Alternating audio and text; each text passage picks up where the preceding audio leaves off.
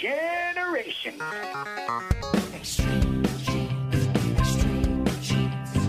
Dates in the Bible don't quite match the marriage certificate.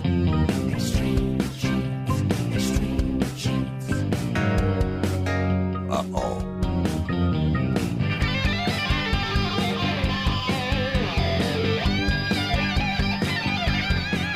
Hey, you found us, America's family history show, Extreme Genes at extremegenes.com. It is Fisher here, your radio root sleuth, your host for the program where we shake your family tree and watch the nuts fall out. Nice to have you along. This segment is brought to you by 23andme.com DNA, and welcome to the show. Hey, before we do anything, we want to welcome KNTT-FM 98.5 in Battle Mountain, Nevada, to our lineup of great Extreme Genes affiliates. Operations Manager Wyatt Cox, thanks so much, guys, for picking us up, and we look forward to finding all kinds of great family history stories out of Battle Mountain, Nevada. Boy, we got some great guests lined up today, as always. As we get ready for the holidays, of course, people are anticipating all the old folks being around and talking about the old days. And, of course, you want to capture that, and you want to ask people questions. Well, Carolyn Tolman from one of our sponsors, LegacyTree.com, is going to be here to give you some tips about interviewing family, how to get them to relax, how to get them to open up, what questions to ask them. So that's coming up in about 7 or 8 minutes. Then later on the show, we're going to learn a little about serendipity in Sweden. Now, if you've been doing family history for a while, you know that very strange things happen. And we call it serendipity, and it has happened on a trip to Sweden for this guest we're going to have later in the show, Steve Gunderson from Logan, Utah. You won't believe what happened to him. You're going to want to hear that. Just a reminder, by the way, get signed up this week for the weekly Genie newsletter. We post all kinds of links to great information and some commentary that you might find interesting as you continue your hunt. Just sign up at extremegenes.com. But right now, let's check in with our good friend David Allen Lambert. He is the chief genealogist for the New England Historic Genealogical Society and AmericanAncestors.org. How are you, David? I'm doing great. Beantown is immersed in fall weather right now. It's getting colder, though. Well, it'll be perfect for a Halloween weekend. It will. Trick-or-treating should be very interesting around here, but more so in Transylvania.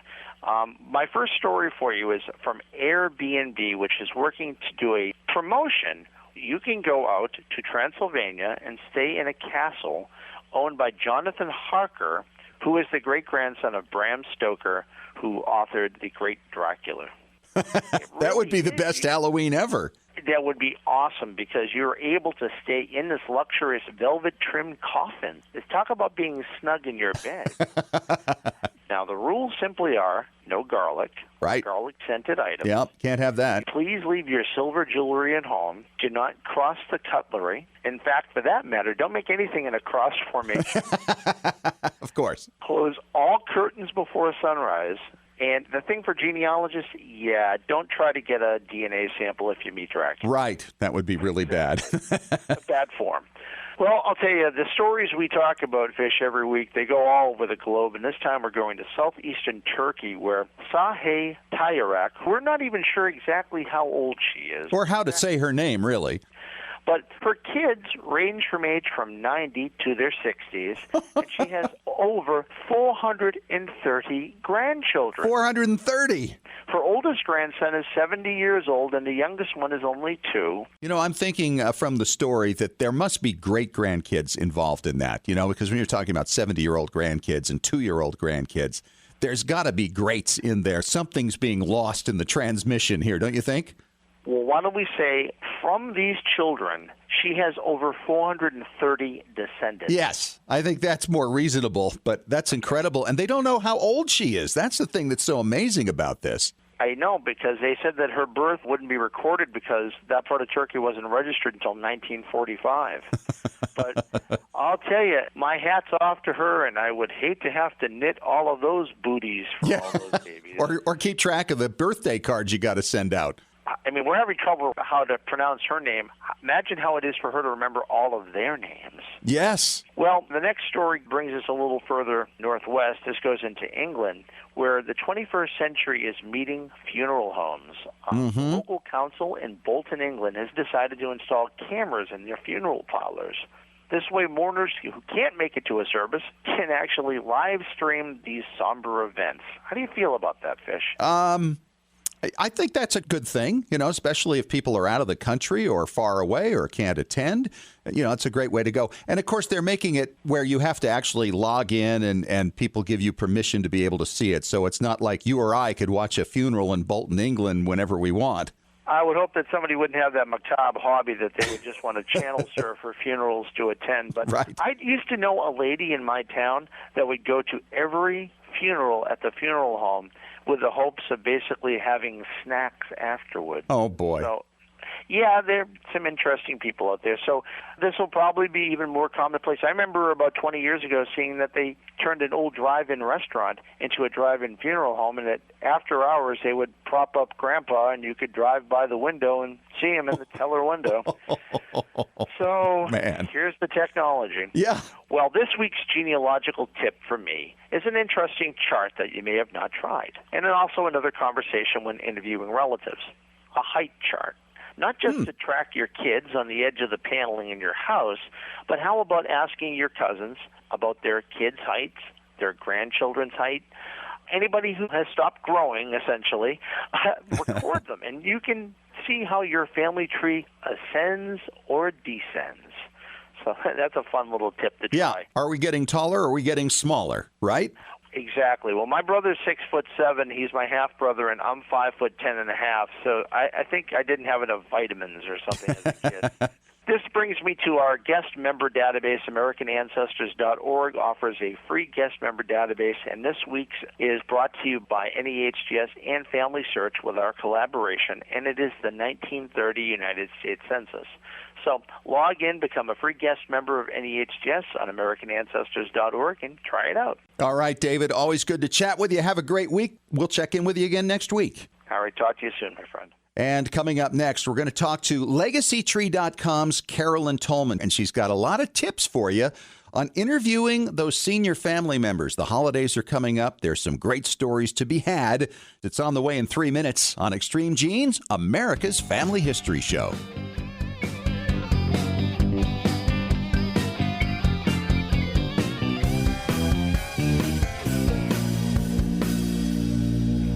Legacy Tree Genealogist is a proud sponsor of Extreme Genes. Based in Salt Lake City, Utah, near the world's largest family history library, we've been working with genealogists all over the globe since 2004 to track down records, find your ancestors, and the stories that bring your legacy to life. We also analyze DNA test results, help you join lineage societies, and find missing cousins or heirs to property. Legacy Tree is the recommended research partner of MyHeritage.com and is the world's highest client-rated genealogy firm. Call us toll-free at 1-800-818-1476. Call now or register online to get a free estimate. Learn from our free genealogy tips on our blog at legacytree.com/blog. Even experienced researchers can benefit from our proven and experienced staff of specialists who can bring new approaches to old problems. Legacy Tree Genealogists. We do the research. You enjoy the discoveries. LegacyTree.com. You know, everybody needs a place of their own to plant their family tree, preferably one that no one else can mess with and only you can control. That perfect place is Roots Magic. Roots Magic has been a family history standard for years, and now Roots Magic 7 is on the market. It's an award-winning genealogical software program which makes researching, organizing, and sharing your family history easy. You can start from scratch or import data from other software or even Familysearch. Roots Magic also automatically finds records relating to your ancestors from MyHeritage, Familysearch, and soon Ancestry and Find My Past. You can use it to create beautiful charts, reports, and books. And have you ever thought about making your own family history website? Roots Magic can make that happen too. And of course, there are free videos, guides, and technical support to help you along. Isn't it about time you planted your family tree? Whether you're a beginning genie or experienced professional, Roots Magic is the perfect tool for you. Did you know that Familysearch Family Tree is available through a powerful new mobile app experience? That's right. Now you can view, edit, and even add information to ancestors in your family tree whenever and wherever you are. You no longer need to wait to get home or make a date with your computer to view or update your family tree. You can add details to your tree when visiting with family or when capturing details from a trip to the cemetery. You can share new family history discoveries from classroom settings. You can even make the most of your time when waiting for doctor appointments or car repairs. Get started today by downloading the free Familysearch Family Tree app to your Apple or Android device. Visit familysearch.org/tree app to get the Family Tree app for free. Exploring and expanding your family tree has never been more convenient. Visit familysearch.org/tree app to download the Familysearch Family Tree mobile app today.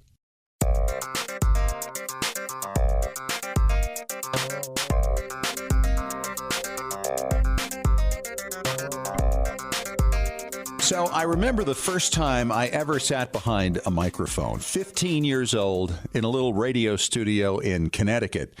I was absolutely terrified. There was something about the sight of this microphone, very professional, staring back up at me from the desk, and my heart moved about 8 inches north, right in my throat.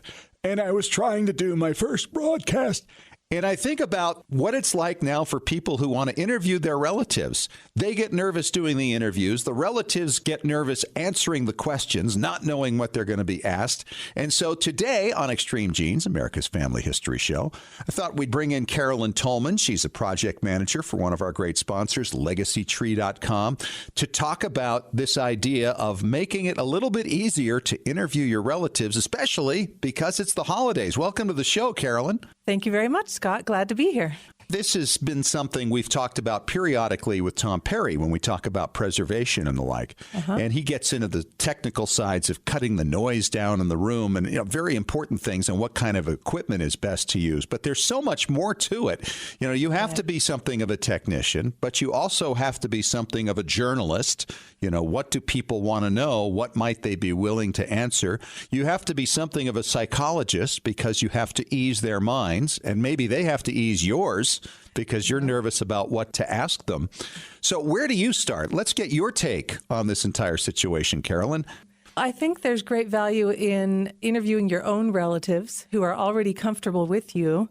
I've done both, where I've interviewed my relatives and I've also interviewed neighbors. And I remember the neighbors were much less comfortable with me asking questions about their lives, whereas my grandmother was excited to tell me. She wanted me to know my ancestors and her siblings and her parents. So that goes a long way to making it a comfortable, enjoyable experience. Yeah, I think preparation seems to be the thing, just like any other aspect of life, right? You want to get the right questions. You want to also have the ability to go in a completely unplanned direction if the opportunity presents itself. Definitely. Which it often does. I mean, I think really the preparation is more like, okay, this is where we go if they don't take it somewhere else, right? It's kind of a backup almost. Yes, it's so important to let their stream of memories go where it goes and to let them pause and think and not get so nervous that you jump in and change the direction too quickly. You definitely want your questions ready, but you also want to welcome their memories that you didn't even expect because you'll get wonderful stories that way.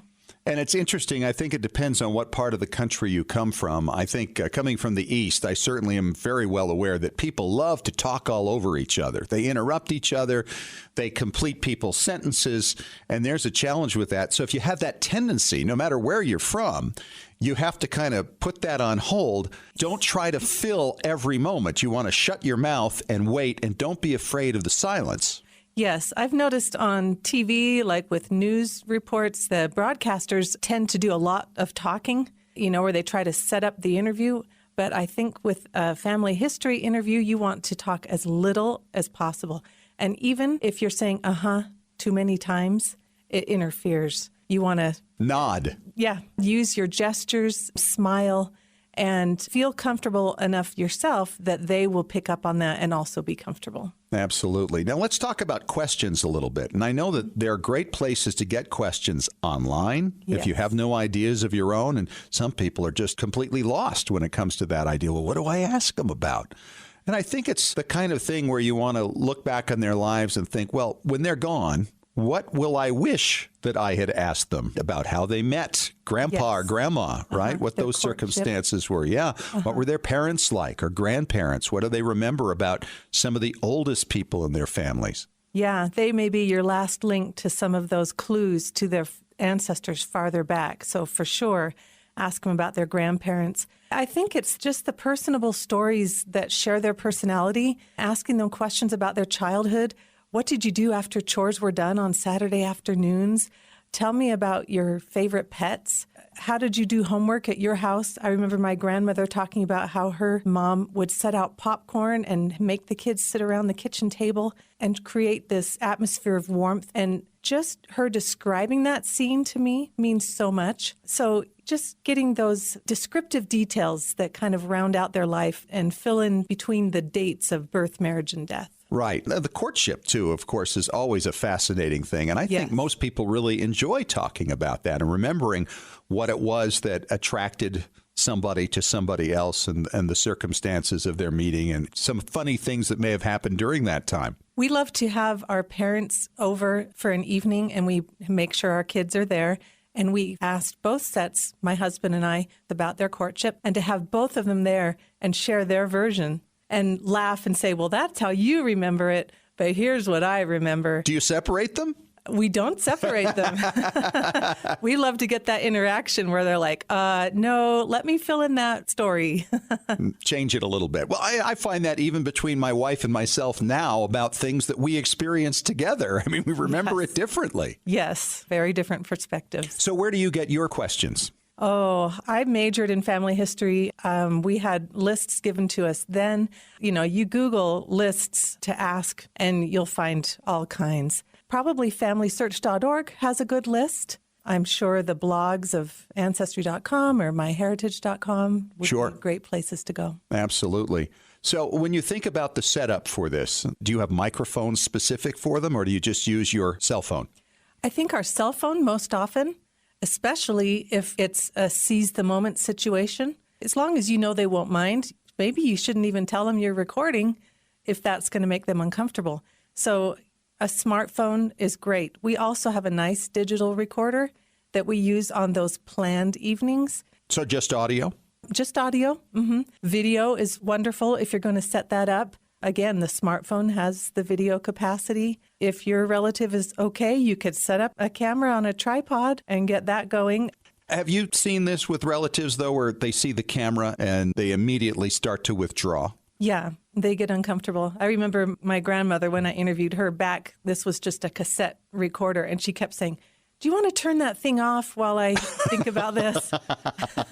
Right. I had that with my grandfather, 1974, and the first 5 minutes was about that thing and my mother trying to calm him down about that thing. And then he went on for a good hour. I mean, two sides about life in the 1890s and early 1900s. Fantastic. Now we've digitized it, of course. But he had to get comfortable first around something as simple as a cassette recorder microphone. Yeah, just seeing those little wheels turn. Yeah.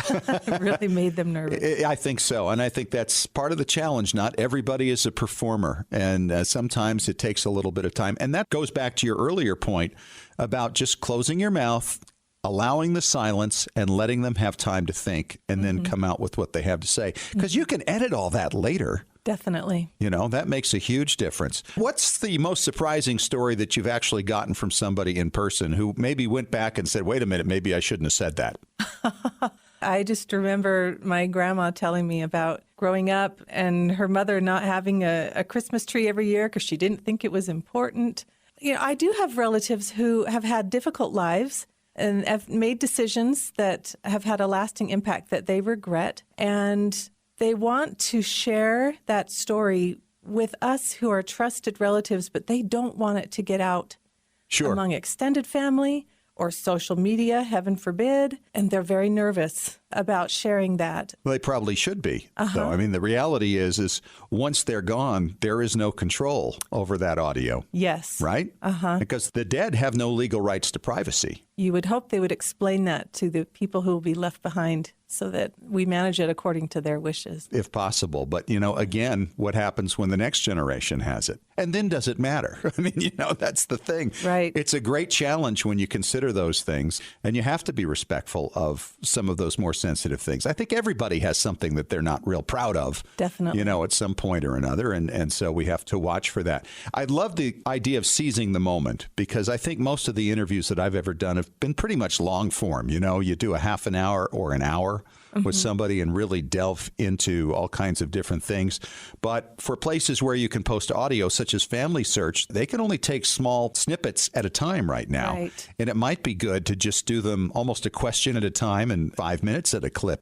If you find yourself where your relative is talkative and wants to share, maybe turn on and off your voice recorder with each question that you ask to keep it in small chunks. What was coming to mind was my grandmother, and she loved to sing. And as her memory left her before she passed away, she still remembered all the songs. It got to the point where she would start to sing a song, and we'd say, wait, can we record this?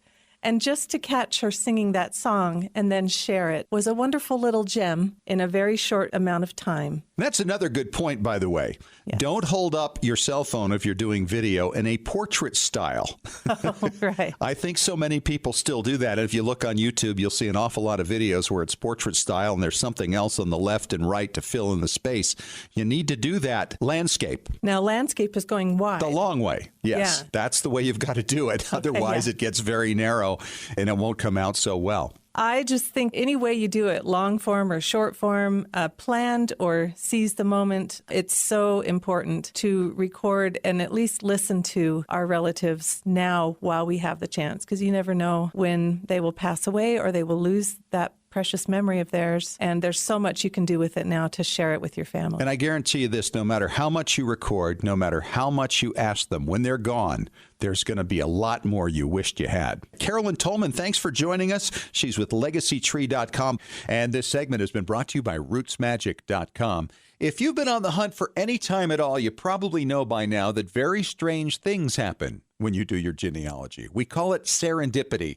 And my next guest had it happen to him in Sweden. We'll talk to Steve Gunderson coming up in 5 minutes on Extreme Genes, America's Family History Show.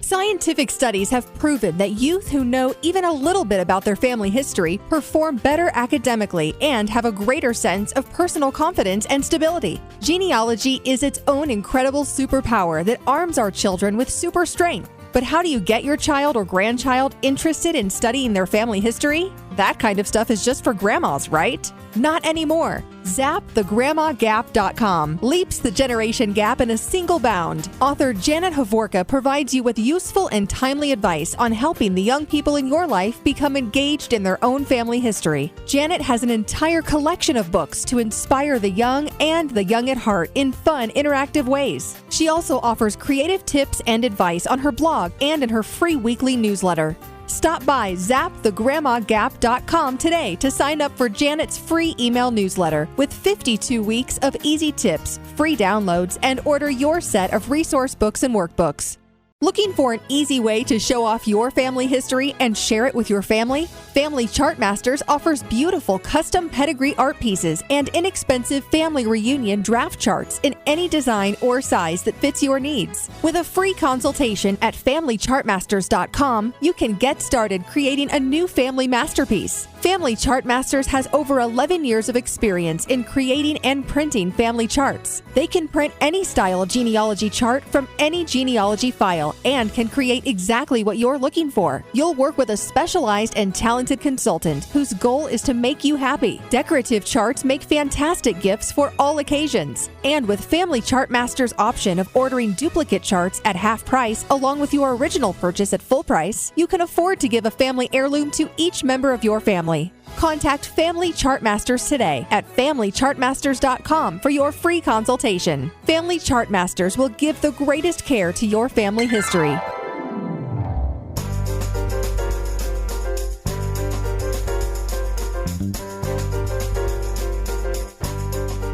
And welcome back to Extreme Genes, America's family history show at extremegenes.com. It is Fisher here, the radio root sleuth. And in trying to bring you stories all the time, I'm always scouring the web and recently ran across a story in the Herald Journal of Logan, Utah, written by Jim Thompson about my next guest, Steve Gunderson. And Steve, I guess we could accurately call you a millennial genie, yes?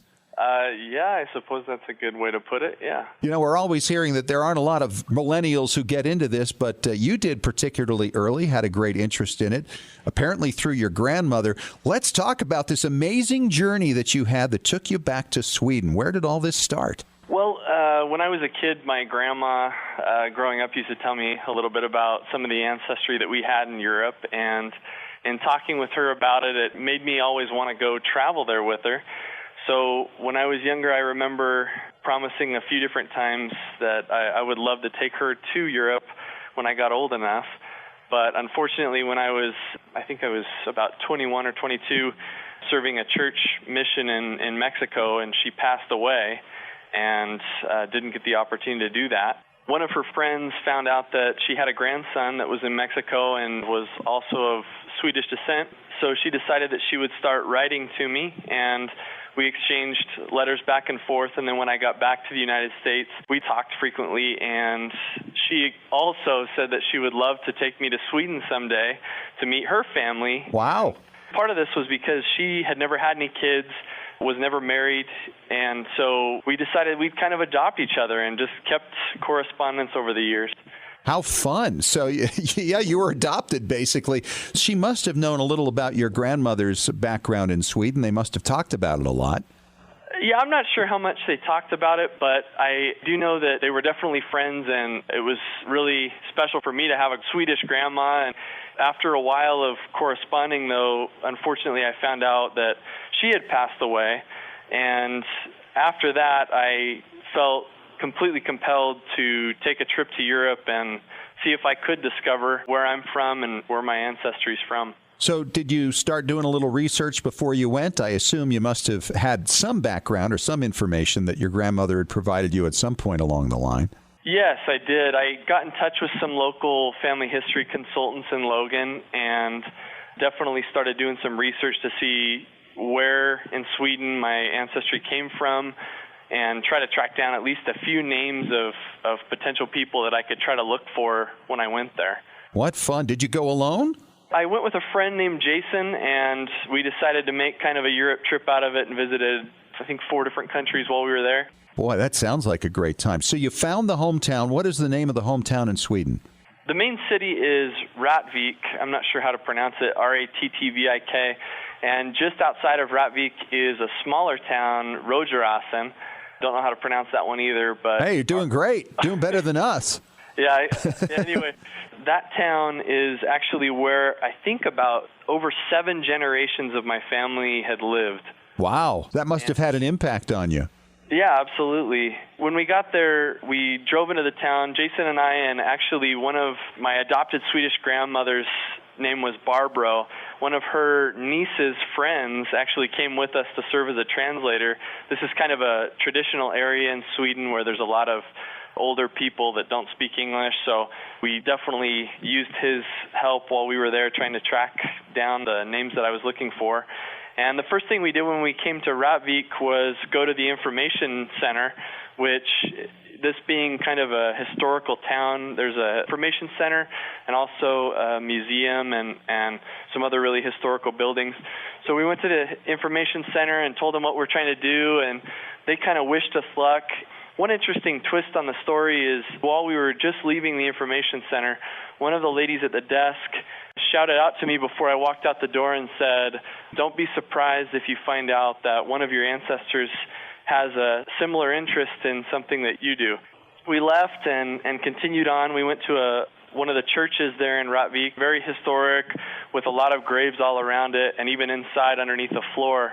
And we checked all over, searching for the names that I had taken, and couldn't find anything. All the graves were really relatively, recent graves in the 1900s, and I was looking for names that were more in the 1800s Sure. and late 1700s, and couldn't find anything. So in desperation, I thought the next best thing to do would just to be able to go stop at a random house. And so we drove down the road to the start of the small town Rogerossen, and the first house that looked appealing, I decided that we would go knock the door and ask them about it. And my translator friend Mike thought we were a little crazy, but we stopped at the first house, knocked on the door, and this very nice lady opened the door, and I explained why we were there. And she said that she didn't know very much about the history of the town, but that a local man had written a book compiling the history of the small town. And she had a copy of the book and showed it to me and said that the man just lived down the street and that I should go talk to him. Wow. So were you able to do that? Were you able to find him? Yeah, we ended up getting back in the car, drove just around the corner, and there he was sitting outside in a lawn chair reading a newspaper. And we approached him, and I told him why we were there. And we sat down, and he gave us a little snack while he pulled out his book, and we started looking through. And I gave him a piece of paper that had 4 names written on it from my ancestry. He would look through his book, found a page that he stopped at for a moment, looked back at my paper, looked at the book, looked back at my paper, looked at the book, and then he looked up at me and he said, "This is it."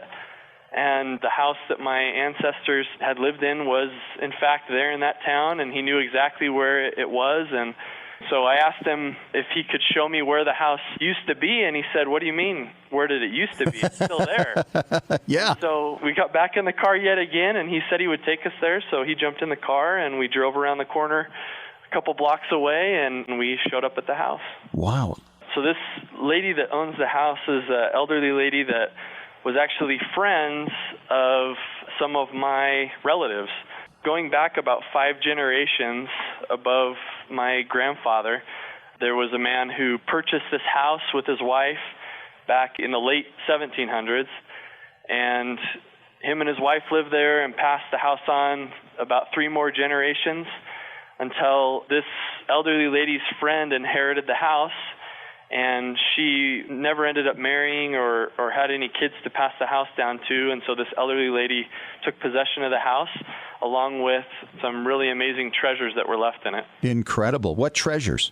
She had this enormous collection of multiple photo albums and other loose matted photo prints of my ancestry.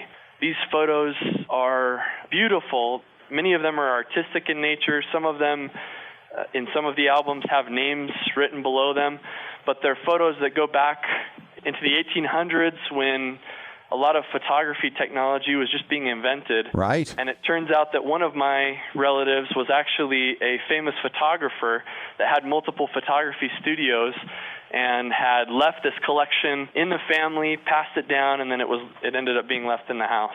And she gives it to you? She did, yeah. There were a few photos that she kept for herself that were, special ones of the town and that. Sure. But she actually said that she was about to throw many of the photos away. Oh. And I had arrived just in time to keep them in the family a little bit longer. Unbelievable. He's Steve Gunderson from Logan, Utah. I guess you're kind of hooked now on genealogy. I am, yeah, absolutely. In studying our relatives and in studying our ancestry, I think we learn more about ourselves and where we come from and the name that we carry. Great talking with you. Thanks so much for your time. Thank you. And this segment has been brought to you by LegacyTree.com. And coming up next, we'll talk to Tom Perry, our preservation authority from TMCplace.com, kind of picking up where Carolyn Tolman left off with some technical things you need to know about interviewing your family in 3 minutes on Extreme Genes.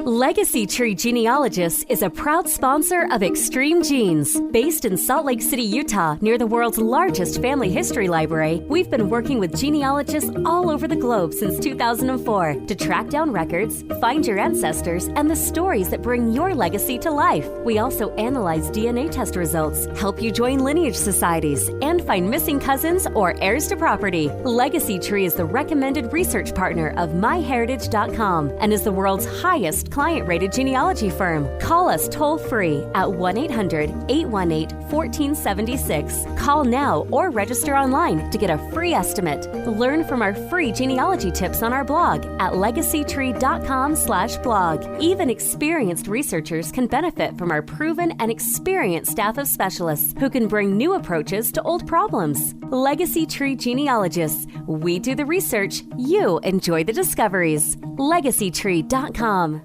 Well, Genies, my personal family history researcher who sends me new information day and night has sent me some incredible new records and newspaper stories lately. Hi, it's Fisher, and the name of that researcher, by the way, is myheritage.com.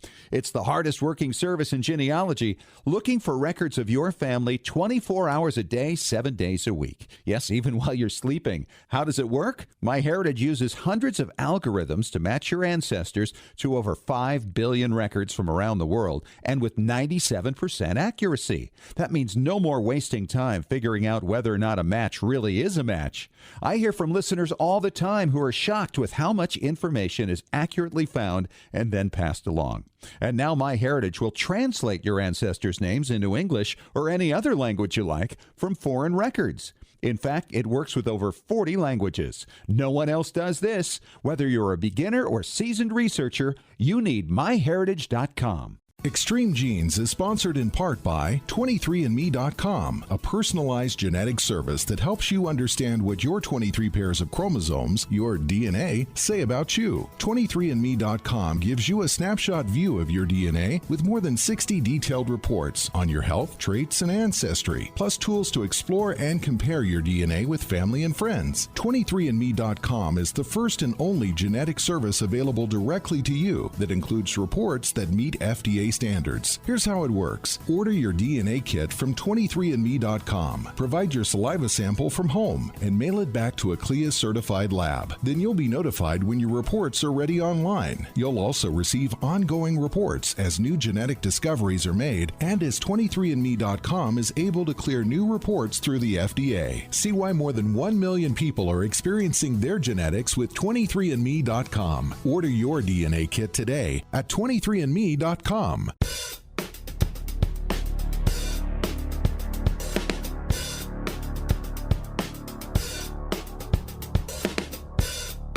And welcome back to America's Family History Show, Extreme Genes and ExtremeGenes.com. It is Fisher here, your radio root sleuth. Time to talk preservation with Tom Perry from TMCplace.com. And this segment is brought to you by MyHeritage.com. Good to see you, Tom. What's going on? We have people concerned about the legitimacy of digitizers. Yes, people like you. Exactly. Exactly. Well, I can understand that because who wants to send stuff off to a stranger? Exactly. Somebody you don't know. How do you know that they're the real deal? And that's one of the questions we've got from one of our listeners. What would you say to that, Tom? That's a really good question because this listener that's from Florida has some questions about, there's somebody that's near them but not near enough they can physically go there, drive their car that's too far. There's a lot of things you can do. We've told you about. You always want to ask them the questions. If you have film, always ask them, hey, when you digitize my film, can I have JPEGs? Because that proves whether they're really scanning your film or not. And one thing that's so easy to do, just go into Google, type in their address, and you can go right down on their street, look at their building. Right. Are they legitimate? Are they in a strip mall? Are they brick and mortar? Or is it somebody working in their basement and you see Trixie out on her tricycle riding down the road? And they might be great. They might really know their business, but they're obviously probably not doing it full time. And even if they are, it scares me when somebody's working in their house because I've been in situations where I had an office in the house and the kids think, oh, daddy's always here. So they're going to be there bothering you. And it just scares me that somebody would get a hold of something and spill some peanut butter or some juice or something on your precious memories. Until Google Street Level came along, you really couldn't do something like that. So that's a great tip moving forward. Earlier in the show, I was talking with Carolyn Tolman from LegacyTree.com about interviewing seniors. And this is something you and I have gotten into a little bit over the years. And since we talked so much about audio last week and the new programs that are out, Toast Titanium 15, let's talk a little about preparing the room. Because this is something we've covered in the past, but it really makes such a big difference when you're going to get something that hopefully is going to last for generations. Oh, absolutely. If you're recording people in a room, you always want to make sure you have headphones on because you will hear things that otherwise you would never hear until you get your tape and you're going, oh my, that buzz, it sounds like water dripping, what's going on? With headphones, you're hearing everything, where your ears are trained to listen to what it wants to listen to, and that happens with the same thing with this. So you want to make sure you have headphones. There's some real easy, simple ways to make your room better for interviewing, because 4 walls, you're going to have echoes. There's no question about it. And not too many people have rooms with a carpet on the wall. However, you can get different kinds of closet organizers that are just basically a bar. Throw some pillows on it. Throw towels over it. Throw blankets over it. If you have really hard surfaces like desks and tables and things, throw different things over that. If all you're worried about is the audio, you want to make sure you make the room, as we call it, as soft as possible to get rid of the echo. On your floor, if you have a hardwood floor, lay down some carpets, lay down some rugs. If you have to lay down towels or sleeping bag or anything. Winter jackets. Oh, exactly. Anything that's going to absorb some of the noise so it's not bouncing around.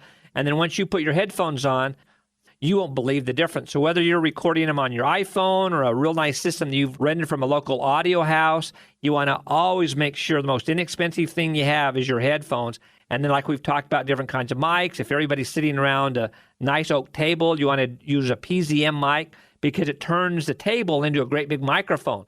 So Uncle Ed isn't talking really soft and Aunt Martha is really, really loud because the mic's closer to her. With a PZM, the table is the microphone.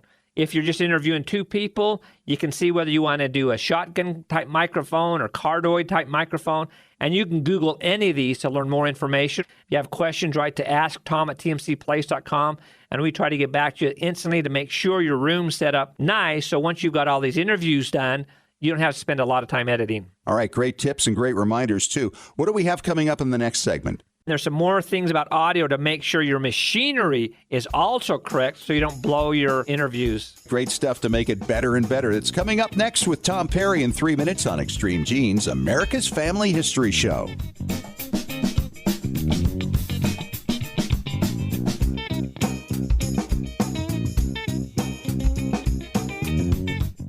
Looking for an easy way to show off your family history and share it with your family? Family Chartmasters offers beautiful custom pedigree art pieces and inexpensive family reunion draft charts in any design or size that fits your needs. With a free consultation at FamilyChartmasters.com, you can get started creating a new family masterpiece. Family Chartmasters has over 11 years of experience in creating and printing family charts. They can print any style of genealogy chart from any genealogy file and can create exactly what you're looking for. You'll work with a specialized and talented consultant whose goal is to make you happy. Decorative charts make fantastic gifts for all occasions. And with Family Chartmasters' option of ordering duplicate charts at half price along with your original purchase at full price, you can afford to give a family heirloom to each member of your family.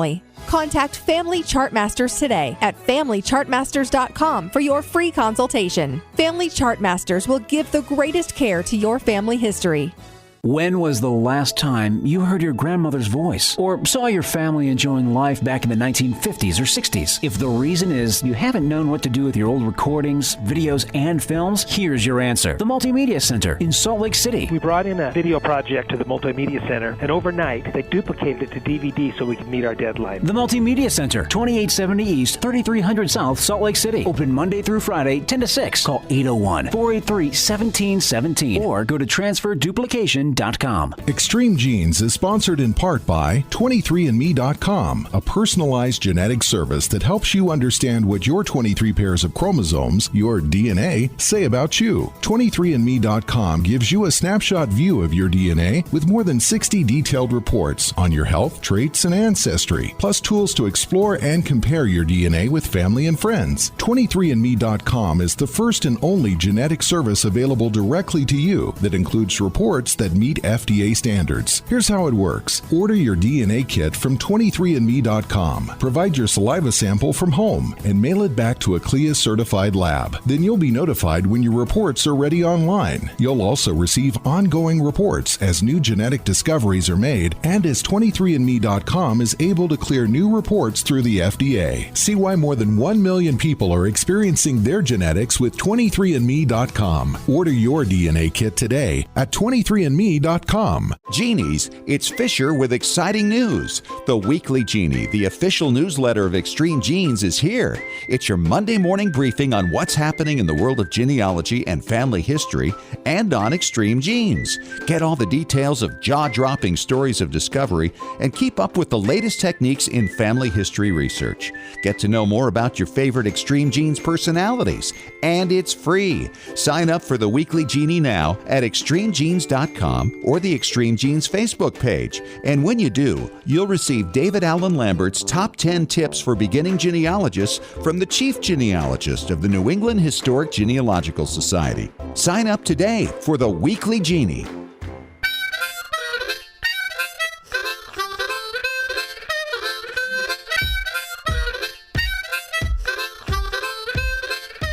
All right, final segment of Extreme Genes, America's Family History Show at extremegenes.com. It is Fisher here, your radio root sleuth, and this segment is brought to you by Familysearch.org. Tom Perry is in the house from tmcplace.com talking about preservation, and we're talking audio again today. We've also got some shows coming up here, Tom, in the next little bit, and we've got listeners in Colorado Springs who will want to know about this one. On November 5th, the Pikes Peak Family History Fair is putting on a really nice symposium. They'll have classes and all kinds of good things for you to go to. If you're in Utah, there's one at Midway, Utah, the Old Homestead, which is the Family Histories Expo, which is both November 11th and 12th. So Google those, check them out. If you have more questions, you can also write me. At AskTom@tmcplace.com. Exactly. All right, back to the audio questions, because we want to make sure that these interviews you do over the holidays with your seniors come out perfectly. Like a fine wine. Yes. And you don't want the bad kind of wine, the tape recorder sound. We have more people bring in things that,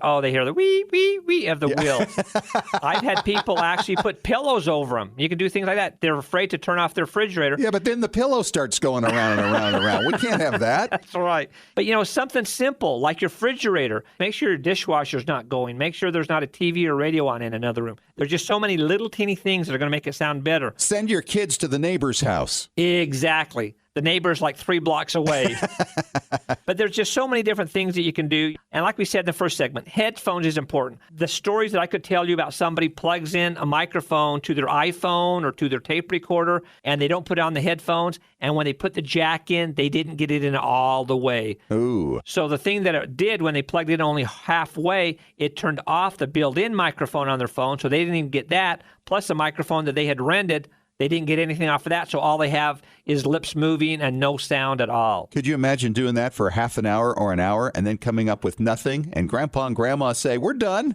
Ooh. I've known a lot of news reporters made that faux pas because they didn't plug the things in right. They get back to the station, they have this great interview, they're all excited, and all they have is lips unless somebody's doing lip reading. That's the worst. It's not going to work. So you want to make sure headphones. No matter what you're doing, you want to have headphones. You can't avoid a lot of the noises we're talking about by choosing the correct room, obviously. I mean, you don't need to unplug the refrigerator if you're downstairs in a basement on the other end of the house. And if you're close to a road and you're downstairs, you're not going to get as much noise. And if it's a room that doesn't have windows, then there's even less noise from outside that's going to come in. Yeah. So these are all things, it doesn't have to be perfect. Obviously, some things, as Carolyn mentioned earlier in the show, are going to be done spontaneously. Somebody's just talking, and it's like, turn on the recorder on your phone, and you just start capturing it at the moment. But boy, when you're really planning something out and you've got specific questions or areas of someone's life you want to cover, it's really important to try to do the best you can with all these different things. Some of the best interviews come when Grandma just all of a sudden starts talking about something. And if we don't get it, it's our own fault because almost everybody has smartphones now and everybody's got an app that they can record it. And like you say, it's better to have bad audio of something really, really cool than no audio at all. So if you have to go that way, guerrilla audio recording, knock it out. You got to do it. Absolutely. So one thing you want to do, whenever you're choosing which computer to use, make sure you use the one that has the fastest processor. So you want to make sure you have a good, clean USB connection because most of the mics that you folks are going to be using are going to be USB mics because they're less expensive. They're easy to use. You don't have to have all these adapters that are going to pick up different signals and make your audio sound bad. And then when you get in, make sure you use a good program. Use Audacity, use Pro Tools, use Toast Titanium, one of these great programs, and you're going to end up with some interviews that you'll cherish for generations to come. Always great advice, Tom. Thanks for coming on. We'll see you again next week. My pleasure. And this segment has been brought to you by Familysearch.org. Well, that wraps up our show for this week. Hey, by the way, next week, a special 2-part visit with Steve Rockwood. He is the president and CEO of Familysearch.org. He'll be filling us in on where that great site is going and where genealogy and research is going as a whole over the next 10, 15, 50 years. He's got the vision. Take care. We'll talk to you again next week. Thanks for joining us. And remember, as far as everyone knows, we're a nice, normal family.